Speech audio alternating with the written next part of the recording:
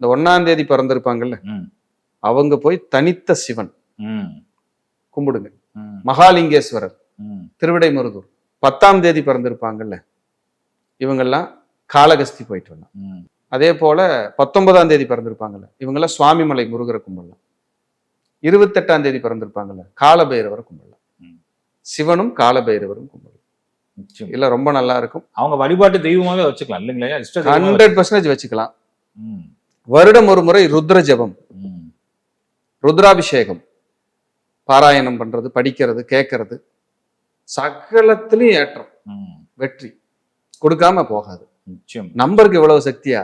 உங்க எண் கணிதத்தினுடைய அந்த நம்பருடைய தேவதை உங்களுக்கு சப்போர்ட் பண்ணும். ம். ஏன்னா உங்க நம்பர் தான் உங்க சரீரம், உங்க எண் தான் உங்க சரீரம். இதெல்லாம் எவ்வளவு விஷயத்த நம்ம பேசியிருக்கிறோம், கொடுத்திருக்கிறோம், நம்ம பண்றோம். நிச்சயம். அதனால கண்டிப்பா அவர்களுக்கு வெற்றியை கொடுக்கும்.